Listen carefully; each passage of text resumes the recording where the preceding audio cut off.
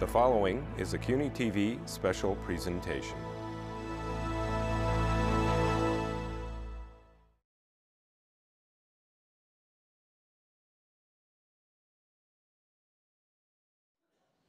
This next event, I promise, is going to be interesting.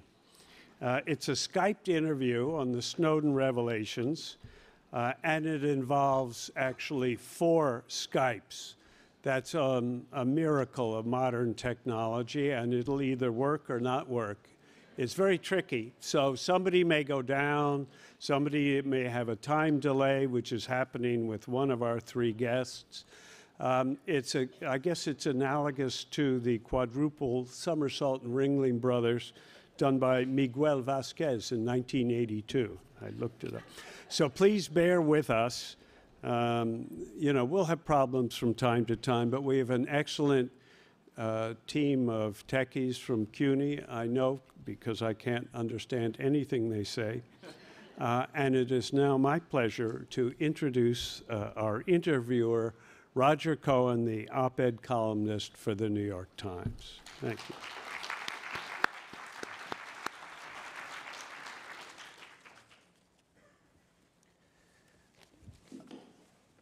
Good morning, ladies and gentlemen. So we're going to rely on much maligned technology to try and bring this about and ignore whoever may or may not be listening. I think it's fair to say that in the media landscape there is before and after Edward Snowden.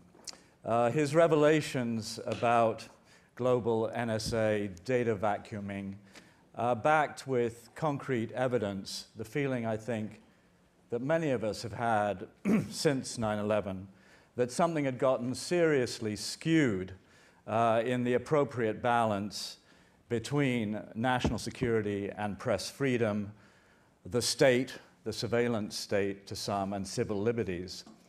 And as a result of this, Edward Snowden is a rock star to some. To others, of course, he is a traitor. And here today, via Skype, we have the 3 journalists who were entrusted by Snowden, chosen by Snowden, to be the recipients of top-secret NSA archives. Here with us are Laura Poitras, who is an award-winning documentary filmmaker and journalist, finishing a trilogy of movies on the post-9/11 America, and this last movie focuses on Snowden. And along with Glenn Greenwald, she traveled to Hong Kong last May to interview Snowden. Bart Gellman is a senior fellow at the Century Foundation, an author, and a Pulitzer Prize-winning reporter over many years on national security issues. Glenn Greenwald is an investigative journalist, author, and columnist now at First Look Media, which is the new journalistic venture, which, as you all know, is backed by the eBay founder, Pierre Omidyar. He's also a former constitutional and civil rights lawyer. Well, hi everyone. The most obvious fact about the 3 of you right now is that you are not here. I remember, Glenn, when I met you in Rio, you saying that there was a non-trivial chance that if you traveled to the United States, you would be arrested. So could I begin by asking you if you still feel that way and why you do? I think I feel that way even more now. Since you were here, which I don't recall exactly when it was, but it was, I think, a couple of months ago at least, there have been a lot of other episodes where senior national security officials have made very clear that they view what we're doing as being not just improper or dangerous, but actually criminal. James Clapper, the senior national security official in the U.S. government, has been running around in multiple places calling the reporters who worked on this story accomplices, purposely using a term from the criminal law. The head of the House Intelligence Committee, Mike Rogers, expressly said that He thought that what I was doing in particular was criminality and thievery. Keith Alexander propounded this theory that those of us who have been freelancing around the world are actually selling documents, which is what a lot of people are in prison for decades for doing. So I think there's been an escalated attempt to create these theories that could criminalize the journalism that we're doing. But as I said to you back then, and as I believe even more so now, I think it would be wrong to allow that kind of intimidation to prevent us from doing what we have the right to do, including returning to the country of which we're a citizen. And so I do still think it's a non-trivial risk. I think there's a lot of division inside the US government about what ought to be done. I'm sure there are factions that don't want that on their legacy. And so my hope and belief is still that they would do the right thing if I went back. So you're going to do it? Are you going to come back, Glenn? Yeah, definitely. I mean, it's inevitable that I will. We're still figuring out exactly when that will be. Obviously, we were honored with the Polk Award, the three of us, along with our Guardian colleague, Ewan McCaskill, and there was a ceremony on April 11th. That would be an interesting opportunity to go back to. There's other opportunities like that we're still figuring out, but certainly at some point, and some point relatively soon, I intend at least to test the proposition that the United States guarantees press freedoms in the Constitution. Laura, you've been much harassed at airports and elsewhere over several years, and I'm sure you share some of the same concerns, and maybe you could tell us also how you feel about coming back. But let me add this question. Edward Snowden appeared recently via Skype at South by Southwest with a backdrop of the American Constitution. Is Mr. Snowden an American patriot, in your view? Okay, thank you for having me and for hosting this event. It's great to be here with my colleagues. Let me take it in stages. So in terms of coming back, I mean, it's been well documented that crossing the border that I've been stopped for several years, and I've experienced things like having my notebooks copied and computers confiscated or seized. I mean, my concern is different. Actually, I'm not worried about that I would be arrested. I'm actually worried that they would either subpoena me or try to take my electronics. And I don't think that risk is trivial. I mean, I think it's real. But yes, I am going to come back for sure. And right now I've made the choice to work outside of the country for source protection reasons. And I do hope that in our conversation today, we actually do spend some time about what does it mean to protect sources, because I think it's not just journalists that are at risk. I think that the real topic or the real urgency of what we need to do is talk about the risk that sources take to bring information forward. In that context, I mean, Edward clearly put his life on the line to reveal what he felt were illegal government spying programs, or spying programs that were being done in secret and that were collecting, vacuuming up entire countries of information. And so I think he's put his life on the line, and I think we all owe a debt of gratitude to him. But are there legitimate government secrets? Sure, there are. If I could just backtrack for 1 second and talk about the legal environment. It is significant that Director Clapper used the word accomplices, that the Inspector General of the NSA used the word agents in reference to us reporters, since those are terms that have criminal law implications. Look, we've had the legal framework since, I don't know, the Alien and Sedition Acts and the Espionage Act of 97 years ago, with which a government could prosecute journalists for talking about secrets. And it has been a legal culture, a political culture, that's created the barriers to that. And the question is whether what is clearly a debate inside the US government is going to begin to shift that. As far as secrets, sure, I think there are legitimate national security secrets. I think the government is charged with protecting the security of its people against external threats. And the question is whether that concept is infinitely elastic. And the question is also whether the boundaries are going to be drawn by the people to some extent at the level of principle that the government represents, or whether the government gets to do all that on its own in secret. Do you feel it's essential? Do you systematically run by the government, ask for government response on the stories you've done on the Snowden revelations or other stories about the NSA? Well, Do you feel that is still an essential part of what we do as journalists? I talk to the subjects of my stories about every story and always have in my career, and certainly in national security stories, which I've spent most of my years reporting on, I've done the same. So there are times when I'm pretty confident I understand what the documents say and what my independent reporting says, and I tell them what the story is going to be. Sometimes I learn things, often I do. Sometimes I get context. Every now and again, I discover that something that I thought I knew might not be right, and I have to go back to the drawing board. And sure, there is implicitly an opportunity for them to say, we would ask you not to publish this or that for the following reasons. And first of all, my sense is that we need to require them to stipulate the authenticity and the truthfulness of the facts before we agree to hold them back. I'm not going to have a hypothetical conversation that if this were real, it would do the following hypothetical damage. And second of all, I'd like to know the reasons. And I, and more importantly, the executive editor of the Washington Post, have to be persuaded that there actually would be damage that is meaningful, that outweighs the public interest in the story. Do you feel the same way, Glenn? I mean, I think, in all of the NSA reporting that I have done, I haven't, but people with whom I have worked, typically editors, have gone to the NSA the same way as Bart said that you would go to anybody else on whom you're reporting and say, this is what we intend to report about you. What is your comment? What is your input? I think it would be ridiculous not to do that, right? Like, why as a journalist would you want less information rather than more?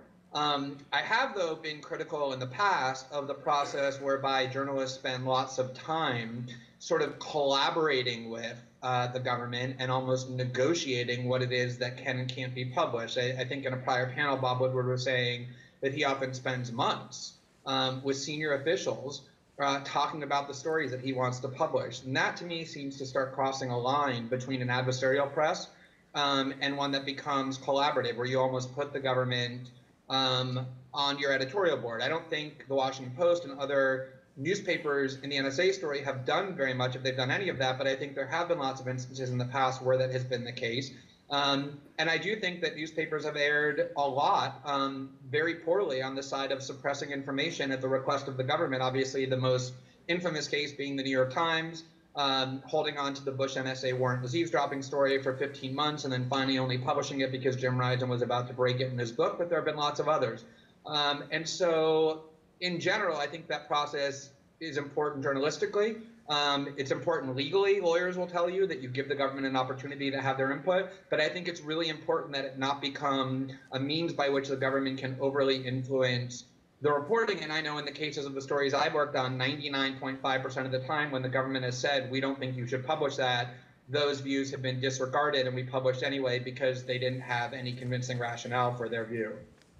Glenn, there's a strong feeling among some people that Edward Snowden has threatened the security of the United States, that he took an oath and then reneged on it. And there have been stories since his revelations revealing NSA intercepts of transmissions between Taliban fighters or intercepts of email regarding intelligence assessments on Iran. That's not domestic surveillance, it's not spying on allies, it's what intelligence services all around the world do. So how is that illegal or immoral, and how is it not damaging to the United States of America? Well, two things about that. First of all, the oath that Edward Snowden took is actually an oath as a citizen and then an oath as a member of the intelligence community to the Constitution. And he saw massive violations and then came forward. But I think it's really important to understand the process that he used to do this whistleblowing, because it's so often distorted and misdescribed. Edward Snowden has not published a single document in the last 9 months. He has relied on... But you have. I have, Bart has, Yeah. Laura has, dozens of other reporters around the world have. What's the difference? And because he did not think that he should be in the position to decide which documents ought to be published and which ones ought to be suppressed. He came to well-established and well-regarded newspapers and asked the journalists in those institutions with whom he was working to make those judgments about what is in the public interest to publish and what is not. And specifically, at least to me, said, a lot of what I'm giving you is for background, for context, for understanding. But I don't think all of this should be published. If I just wanted all of this published, I wouldn't need you guys. I could have just uploaded it to the internet myself. So, you know, stories about things like, if you think that there's a story that has been published that shouldn't be, I think the question about why it was published ought to be posed to the journalist who decided to publish it and not necessarily to Snowden. But I will say that things that countries do to one another are incredibly newsworthy. Journalists report that all of the time. I mean, the New York Times pre-Snowden reported that the Israelis and the Americans were engaged in offensive cyber warfare against the Iranians using incredibly sophisticated viruses. That may be the business of the U.S. government to do, but that doesn't mean it's not newsworthy to know that it's happening. So, Glenn, do you in your head draw a line somewhere between newsworthy and endangering? Sure, and the reason why 9 or 10 months into the story, we've published many hundreds of top secret documents, but not all of the ones in our possession, is because we're constantly engaged, as our source demanded we do, in that analytical process of what not only is newsworthy, but will avoid harming innocent people. And I think we've done a very good job of that, and I say us collectively in the media who have been reporting on these stories, and the proof is that there is zero evidence, zero, not a little bit, but zero, that a single story that emanated from the Snowden materials has caused harm to any individual or endangered national security in any way. All we get are the very familiar, vague, scripted rituals that government officials always use when they have unwanted transparency, but nothing specific or concrete about any harm being done. Laura, please feel free to jump in on any of that that you'd like to, but I'd also like to ask you about the question you raised, and I know is very dear to your heart, of how are sources to be protected? The Obama administration, which Jim Risen earlier described as the most hostile to the freedom of press ever, more than the Bush administration, has embarked on a very aggressive anti-leak campaign targeting leakers, and the technology is there to trace them. So going forward, what's to be done about that? Right, sure. I mean, and that's why I thought we were gathered here today, and I would love to talk about those issues. I mean, I think first of all, our job as journalists are to protect sources, and that we have to do that, and that we know that from the experience of recent years in James Risen's case, in the AP case, in James Rosen, that the government is using technological means to find out who journalists are talking to. And so we have an obligation to use means to protect our sources. And not only that, I think that mainstream news organizations also need to learn about how to use these tools if they actually want to get sources to come to them. I mean, one of the things that's been most shocking to me is the lack of technological awareness among news organizations in terms of using basic things like encryption, and which are really actually not that complicated to use if you actually want to protect someone or protect your communication. And they're tools that we actually use every day on the internet. They're not, we use them when we log into our bank account, we're using encryption. And for journalists to have tools so that they can speak privately to sources, I think Laura, is essential. the most familiar accusation for any foreign correspondent, certainly in a sensitive situation like a war, is that you're not a journalist, you're a spy. And if we start using encryption or even elaborate encryption, isn't that just going to reinforce exponentially the perception of those who might be detaining you that, in fact, you're an agent, you're not a journalist? Well, I mean, that's ridiculous. You use encryption every day when you connect to the internet, so it's an absurd argument. And I think what we're going to, one of the, I think, results of Snowden's disclosures is that encryption is going to be easier to use so that people can use GPG, encrypted email. And I think that that's going to become ubiquitous. And because people do expect privacy when they communicate with people, they don't, when someone emails their friends, it's not meant for the government, it's meant for the people that they're sending it to. And I think that that's going to be one of the repercussions or the fallouts of Snowden's disclosures, and now that we've learned what the government is doing with their information. So I don't think that that will endanger or flag people. I think we need more people using encryption. But if there's a single thing, sorry, Bart, you wanted to jump in? Yeah, I do. There could be a kind of a cartoonish view that the NSA wants to know everything about everybody. That's not accurate. It wants to be able to know anything about anybody. And so it regards encryption as a threat. It specifically uses the word threat when it talks about encryption products, antivirus products, anonymity products. It acknowledges no realm, no space in human communications which it's prepared to be denied access to. Doesn't mean it wants all of your secrets. It wants anybody's that it wants. The problem is that does include journalists in a number of cases, and not only the NSA, but U.S. government generally. The FBI is a big consumer and user of this kind of technology as well, and that's because leaks, which by definition are anything that the government is doing that it doesn't have a press conference about, are considered to be a counterintelligence threat. Counterintelligence is one of the principal missions of the U.S. intelligence community. When you start regarding journalists as a counterintelligence threat, then you do open up all of the criminal, legal, the most extreme kinds of surveillance tools become available to you. And you start using that sort of technology. And although I completely agree with Laura about the necessity of learning the privacy tools, and they include both encryption, which scrambles the content of your communication, and anonymity, which makes it hard to tell who's talking to whom, there are some journalistic problems that can't be solved that way. And the one that comes most to mind is the first contact problem, which is to say, almost all the sources I've developed over the years have been people I met, say, in Iraq while I ran into a group of military folks looking for weapons of mass destruction, or at a promotion ceremony in Washington. And maybe that leads to a side conversation or a coffee or a phone call or two. And for the first 5, 10 conversations, it's all kind of innocuous and normal. And gradually, you develop a relationship of trust and interest. And you start straying closer to the line at which they're not supposed to be talking because their bosses don't want to talk about that subject in public. And by then, you've got a long digital exhaust that connects you to that person. And it doesn't matter if you're anonymous after that, or it matters much less. And that's a problem that's very hard to solve.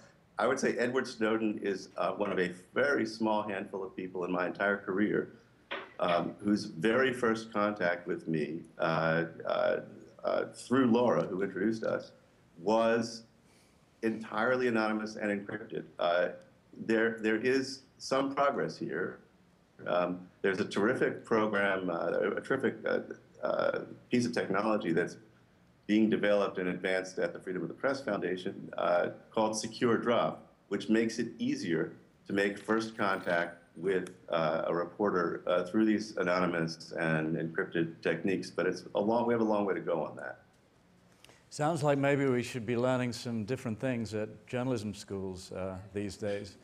That has to be a mandatory course for a serious journalist. Encryption? The basic technologies of privacy, it's encryption and anonymity. It's got to be both or it doesn't work. I've heard it said on the government side that we won't need to subpoena journalists anymore because we know exactly who they're talking to anyway. Do you think that describes the state of affairs, Glenn?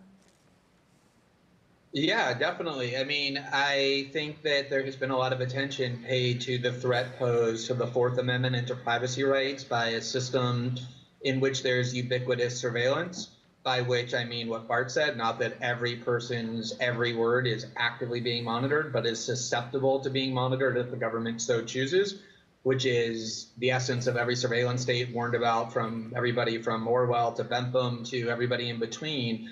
It's the capability to surveil that becomes so menacing. So there's a lot of attention paid to the implications for the Fourth Amendment and privacy. Like, how do we, as human beings, adapt our behavior in a world in which we can't be certain that what we're saying and doing is actually being unmonitored? And what are the implications for our freedom? And the like. But there's very little attention relatively paid to the implications for the First Amendment, in particular, the freedom of the press, which is how do you engage in free journalism? How do you have a free press if the government is able, simply through metadata collection, leaving aside all the content collection that they're doing, to know every person who's communicating with you and with whom you're communicating? How can journalism be done in that environment? Or how can attorneys investigate important legal issues on behalf of their clients? Or how can informants talk to human rights organizations and to do so with the security that they're not going to be exposed? It has extremely broad implications for a wide range of core liberties, including the ones that that Americans are taught are the most important to our political freedom. And I think that is really critical. I mean, Laura's right, of course, that encryption is vital, but encryption doesn't actually shield metadata. It shields content. Anonymity tools can shield some forms of metadata, but it is a real threat to press freedoms. And when people like Jane Mayer and Mark Mazzetti, who are on the prior panel, warn that investigative journalism is coming to a standstill in the United States because of what the U.S. government has been doing, they don't mean that journalists en masse are being imprisoned. They mean that that's become unnecessary to do that because the climate of fear that is created by source prosecutions, by threatening journalists, and especially by this ubiquitous surveillance, makes it almost impossible to do investigative journalism because it makes it impossible for people to communicate with one another with any degree of confidence. But Edward Snowden has praised Russia for, quote, standing against human rights violations by the powerful. President Putin has just invaded and then annexed Crimea. The relationship between the United States and Russia is increasingly hostile. There's even talk, misplaced in my view, of a new Cold War. How worried should we be that Mr. Snowden is vulnerable to the Russian intelligence services in this increasingly tense situation between the two countries? All right, well, I need to unpack that a little bit. First of all, I mean, there are a lot of issues you're raising. Why is he in Russia? He's in Russia because sometime between the time he was boarding the flight to Latin America, where he was going to transit Russia, and the time he arrived in Russia, the United States government canceled his passport, making him, for travel purposes, a stateless person, which is why he spent over a month in the transit area at the Moscow airport. And in fact, Putin had a press conference at one point that's been forgotten, I think, in which he blatantly made fun of the U.S. intelligence services and said, what kind of tradecraft is it to trap him here, the one place that you can't operate, and go get him? Why didn't you wait till he went to Latin America? Go get him there. And so it's asking a lot for Edward Snowden, who is under international asylum, under international law in Russia, to criticize his hosts. But it's clear that Russia was not his intended destination. As far as the security threat, he deliberately did not bring, not only did he not bring any of the documents with him to Russia for the express purpose of making sure that he could not be compelled to disclose them, he didn't bring any of his, he didn't bring any means of obtaining those documents. And I don't think I should go any further into that. So his intention, which was quite effective, was to make sure that he could not be forced to disclose it. So he told a former senator in a letter, even under torture, I can't give the Russians that information. He didn't mean, I'm Superman and I can withstand torture. He means he literally can't produce it. Can I just add one thing, Roger? Yeah, sure, please. Thank you.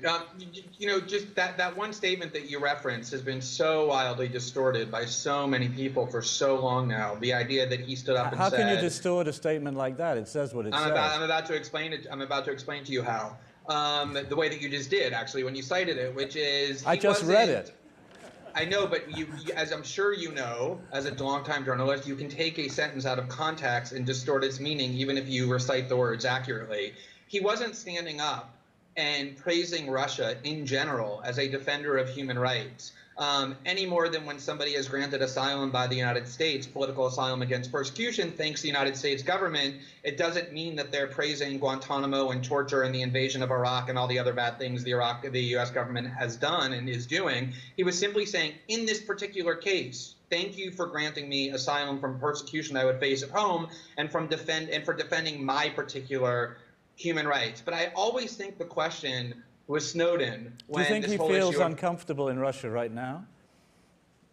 I mean, I'm going to let him speak for himself on those questions. But I think for us as journalists, you know, it's convenient. I mean, Bart is absolutely right about the recounting of events and how he's in Russia because the U.S. government blocked him from leaving. They not only took away his passport, but they also prevented Cuba and other countries from giving him safe transit. But it's become a big benefit for the U.S. government because they get to demonize him by saying he's in Russia. To me, the bigger question is, why does somebody who comes forward with information that exposes programs that our own courts say is illegal and unconstitutional feel a need to flee in order to escape being put into prison and threatened with several decades in prison? Why is that the treatment which whistleblowers receive? That, to me, is the much more substantive question than trying to figure out the details of whether Snowden should be standing up and holding a press conference on things he knows nothing about, such as Crimea. I think that's really the pressing question, is why did he feel a need to flee after watching the parade of whistleblowers who have been threatened with prison for a long time or put in prison for a long time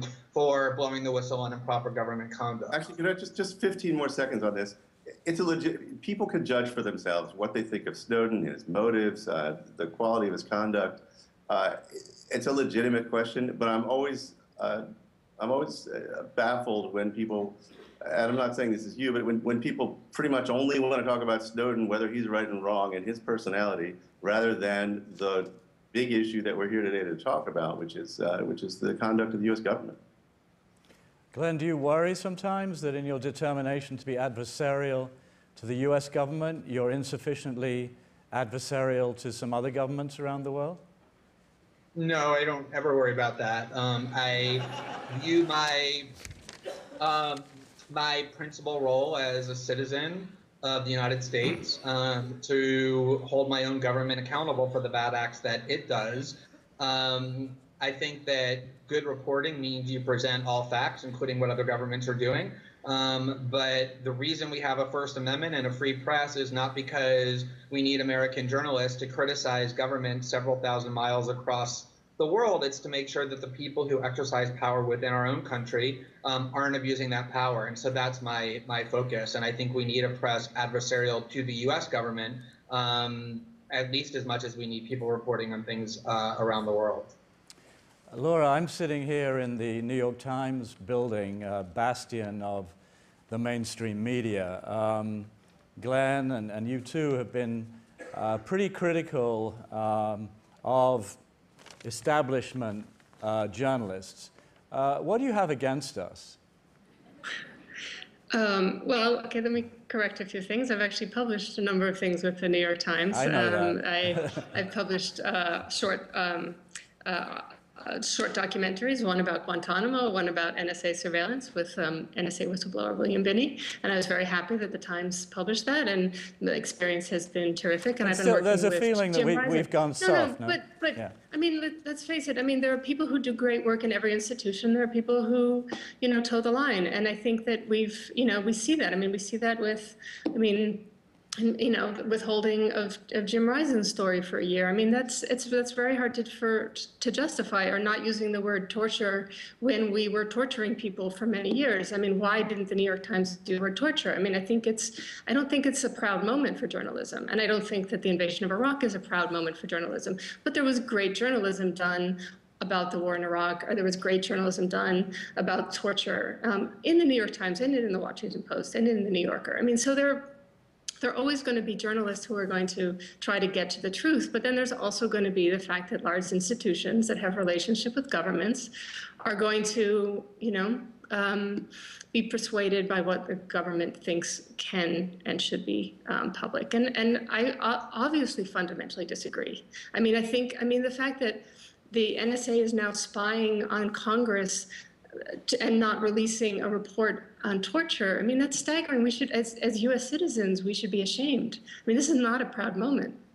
And so I don't think it's particularly radical or outsider to find these things objectionable. What I think is radical is that we're torturing people, or what's radical is that we're spying on Congress, or that we're spying on entire countries, and we're doing all of this in secret. I mean, those things, I think, should be part of a public discourse, and that's what press is doing. So I don't feel that I feel what we're doing as citizens, and what our obligation to do if we have a voice, if we have skill sets that can contribute to greater understanding. So that's our job. Yeah, more than radical, it's unconscionable. Do you think, as a result of your extraordinary work, all three of you, Laura, do you feel that the tide is turning in some way, that this great post-9/11 disorientation, this abuse of power and of technology, do you think the awareness is growing of what went wrong? And the great power of American society, or one of its great powers, is its ability, historically, to correct course, to change. Do you think that's happening? With the new federal shield law proposals, other things? Right, I don't think that is actually going to signal a change. I think that that's the hope, is that the pendulum shifts back, but it's been a long time that it's been moving in one direction, and further, you know, astray from what we'd consider rule of law. And so why is Guantanamo still open? I mean, it's a national shame that Guantanamo is still open. I mean, that we have a prison where people are being held without ever being charged with a crime. So, I think we all, or at least I can say that I felt hopeful that there would be a corrective when the Obama administration came in, but clearly that hasn't happened. And, you know, this idea of looking forward, I mean, I do think that the thing that has, I think, been positive in terms of Snowden's disclosures is that it's reawakened an adversarial press, and that people have been shocked that these decisions about surveillance have been made completely in secret, completely without public debate, and that there does seem to be some kind of an awakening, but I wouldn't call it a shift of the pendulum. But how do you think? Sorry, come ahead. I've just added in the same vein. The crucial thing that's happened here is an increase in transparency. Obviously, information is power. Secrecy is very great power, especially when coupled with surveillance, because you make us transparent and yourself opaque in government. Because of this transparency, you've seen not only journalism building on itself, but all kinds of other things happening. In the private sector, you have now awakening, for the first time in my memory, a real marketplace for privacy. There were small outposts of that before, but they were boutiques. You now have large companies competing to demonstrate to consumers, because consumers are worried about their privacy because of these revelations, to show that they are more secure than others. Google has, as a result of some of the reporting, encrypted all the traffic between its data centers. Yahoo, which resisted for 4.5 years encryption by default between its computers and our computers, has now promised on the day of one of the NSA stories that it will encrypt all of them, or will have encrypted all of them by last January. So it has done so. In the legal field, you have lawsuits to try to challenge whether some of these programs violated statutes or the Constitution, which were thrown out before on grounds, for example, that the plaintiffs could not prove they personally were affected, and so they had no standing. And now they can prove they were affected. There's documentary proof out there, and so the lawsuits are reawakened. We will find out which of these programs are constitutional and which are not. You have advocacy changing. You have members of Congress who happily went along with these programs and said, sure, why not? They seem fine to me. who now are hearing from constituents and are changing their views and their votes. And so all of the mechanisms of accountability, all of the checking powers that exist both in political and civil society are reawakened by transparency. And then we get to decide collectively where we want to draw the line. Well, hey, Roger, let me just add one. Yeah. Can I just add one point? Sure. You know, I agree with all of that, but I also think that one of the most significant aspects of what has changed is just the way that people think about all of these issues, not just in the United States, but around the world.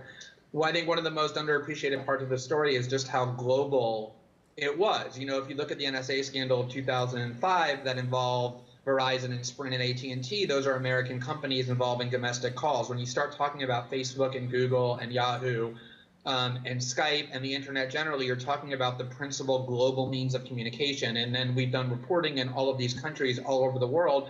You know, I think that it has altered the domestic politics and the political discourse in so many countries around the world about how the United States is perceived, about what the value of privacy in the digital age is, about the dangers of allowing the state to exercise great power in secrecy, about the role of journalists and the media vis-a-vis powerful factions. And I think once you start affecting consciousness that way and shifting it a little bit, I don't think that the primary change is going to come from legislation that the U.S. government introduces to limit itself. I think it's going to come from very difficult to predict, but still quite significant, even profound shifts in how people around the world start thinking about all of these issues as a result of these revelations that a lot of people, hundreds of millions of people around the world, if not more, have found genuinely shocking.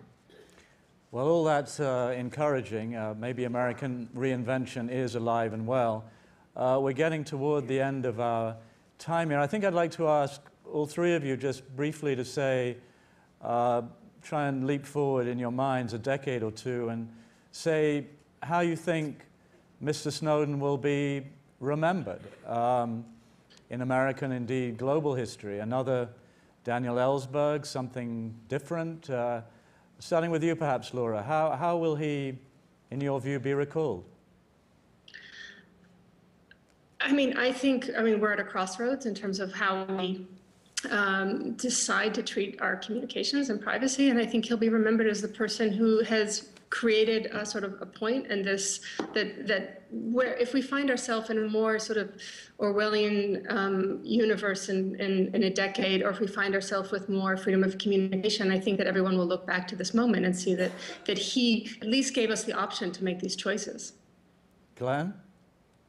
I think Daniel Ellsberg is the most instructive example because, you know, in modern times, he's universally, or not perhaps universally, but widely considered to be heroic.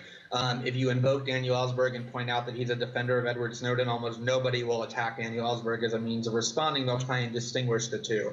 But if you go and look at how Daniel Ellsberg was talked about in 1971 and 72 and through that decade in the courts and government and the media and by most Americans, he was talked about in exactly the same terms as Edward Snowden. And over time, he got so vindicated, and I think history so appreciated the information that he let us know about what the government was doing, that all of that sort of died away. And we realized that he engaged in an incredibly heroic and self-sacrificing act that he didn't need to do for the public good. And I'm convinced that Edward Snowden already today around the world is very much viewed in those terms, and in the next decade or two will be viewed in those terms even more, both around the world and in the United States as well. But he's a change agent. I don't love the term whistleblower because I think people understand it much too narrowly, which is to say you only get to be a whistleblower, first of all, if you use certain prescribed methods to blow the whistle, and if what you're talking about is actually illegal. And the public interest in knowing things go way beyond what is illegal.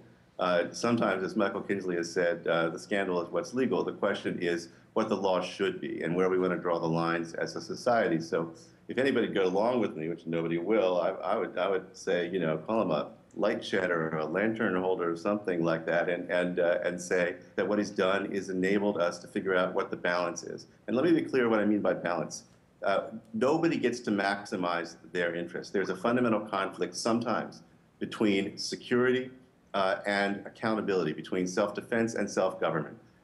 When you get to work in secret, as the NSA has done, out of perfectly good motives of defending the country, you're going to use every tool available to you. But by doing so, and by doing so in secret, you are removing the possibility that the people you represent are going to be able to set your boundaries. And so what Snowden has done is allowed us collectively to make that decision. Thank you all very much. We seem to have lost Glenn at the last minute. I hope it's nothing sinister. But anyway, thank you very much. Thank you, Laura. Thank you, Glenn. You can hear us.